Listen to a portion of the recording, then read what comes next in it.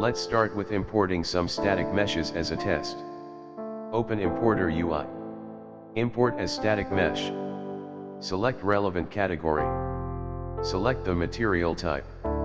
Select either non_SSS or SSS depending on your needs. Add files, in this case we'll be importing in multiple files. Click Assign Textures.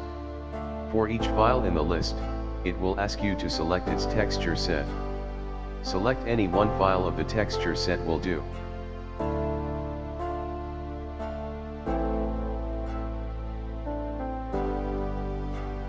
Voilà. It automatically toggles sRGB off for occlusion, roughness, metallic and emissive maps as well.